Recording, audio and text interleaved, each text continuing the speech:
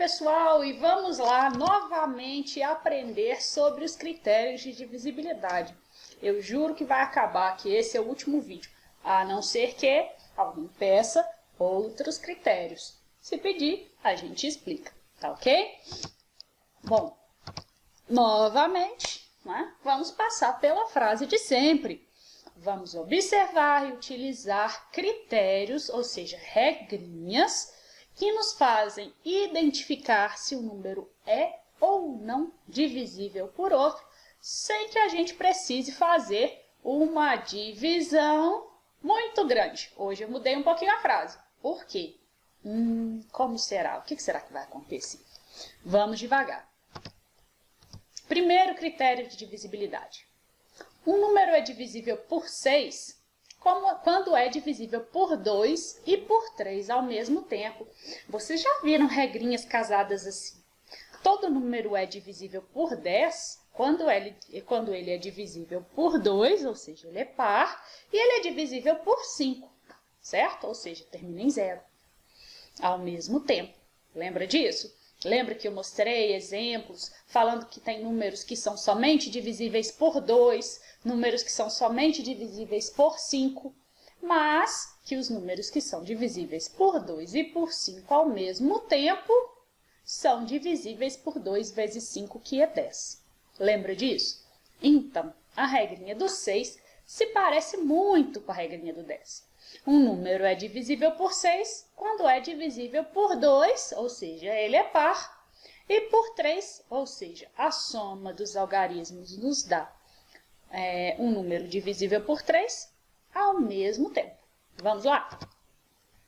O algarismo da ordem das unidades deve ser 0, 2, 4, 6 ou 8, não é isso? A gente olha para o algarismo das unidades, se for 0, 2, 4, 6 ou 8, a gente afirma que o número é par, ou seja, afirma que ele é múltiplo de 2 ou divisível por 2.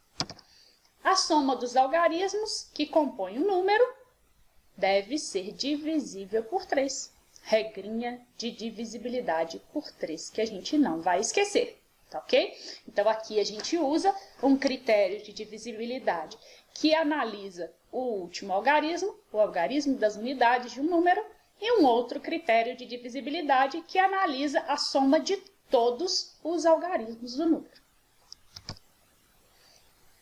Olha lá, 236, ele é divisível por 2, porque ele é par. Quando a gente soma, adiciona 2 mais 3 mais 6, a gente encontra 11. 11 não está na tabuada do 3, ou seja, aquele número grandão, aquele nosso amigão, 236, furou nessa regrinha. Ele não é divisível por 3. Então, pelo fato de nosso 236 ser somente divisível por 2, ele não é divisível por 6, ok? O 236, ele seria divisível por 6, caso que não é, se ele fosse divisível por 2 e por 3 ao mesmo tempo. Deu problema. 444, ele é divisível por 2. O algarismo das unidades é 4. É um algarismo que representa um número par. Não é isso? Ok. Regrinha do 2, ok. Regrinha do 3. 4 mais 4 mais 4 dá 12. 12 está na tabuada do 3? Está. Parabéns. Ou seja, 444 também é divisível por 3. Se eu fosse fazer a divisão, o resto seria 0. Bom, mas eu não estou interessada no resultado dessa divisão. Simplesmente queria saber se dava para dividir, não é isso?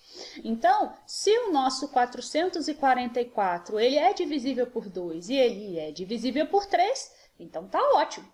Ele é divisível pelos dois ao mesmo tempo, ou seja, ele é divisível pelo nosso amiguinho 6. Pensando um pouquinho mais, se um número é par, ele é divisível por 2. Se a soma dos algarismos desse mesmo número é divisível por 3, isso significa que ele é divisível por 2 e por 3 ao mesmo tempo, ou seja, ele é divisível por 6. Agora vem as frasezinhas. Todo número que não é divisível por 2 também não é divisível por 6. Todo número que não é divisível por 3 também não é divisível por 6. Por quê? Porque a regrinha para ser divisível por 6 é ser divisível por 2 e por 3. Se já não satisfez uma das duas regrinhas, não serve para nós. Entendido? Agora a gente vai pensar num critério novo, que é o critério da divisibilidade por 4. Um número é divisível por 4 quando o número formado pela ordem das dezenas e pela ordem das unidades for divisível por 4. Então, é uma regra parecida com a regrinha do 2, do 5 e do 10. Mas, em vez de nós olharmos só o último algarismo, nós vamos olhar os dois últimos, tá ok? 600 é divisível por 4. É curioso? Mas é. Por quê? 0 é igual a 0. E 0 é divisível por qualquer número que não seja ele mesmo, ok? Então, 0 dividido por 2, 0. 0 dividido por 5, 0. 0 dividido por 4 dá 0. Então, 600 e qualquer outro número que termine em 00 é divisível por 4. Vamos para outro exemplo. Será que 1432 é divisível por 4? O que acontece? A gente vai separar os dois últimos algarismos. E a gente vai perceber que o número formado por eles é 32.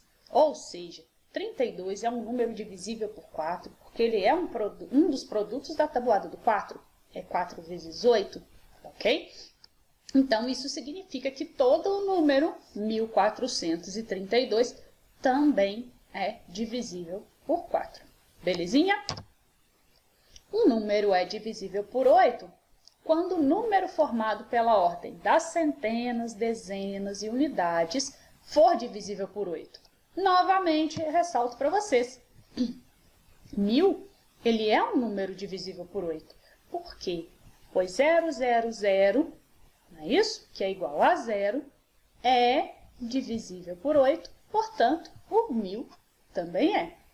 E o 23.016, ele é divisível por 8? Bom, vamos separar. Centena, dezena e unidade, 0,16, que é 16, ele é um número resultado de um produto, né, de números que estão na tabuada do 8. É 8 vezes 2. Então, portanto, o 16 também é divisível por 8. Se ele é, a gente pode afirmar que o 23.016 é divisível por 8 também. Pensando um pouquinho mais, o que acontece? A gente tem um monte de números divisíveis por 4. E dentro deles, nós temos os números divisíveis por 8. Todo número que está na tabuada do 8, todo número que é divisível por 8, também está na tabuada do 4, é divisível por 4. Porém, nem todos os números que estão na tabuada do 4, que são divisíveis por 4, são divisíveis por 8 também. Isso não acontece, tá ok? Por exemplo, 8 vezes 1, 8. 8 vezes 2, 16. Todos são divisíveis por 4. 4 vezes 3, 12. 12 não é divisível por 8, tá ok? Então, a gente afirma que todos os números que são divisíveis por 8 também são divisíveis por 4. Mas existem números que são divisíveis apenas por 4 e não são divisíveis por 8. Entendido, pessoal? Agora, a gente vai estudar mais um pouquinho.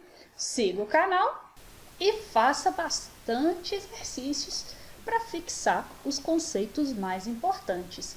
Um beijão para todo mundo e até a próxima!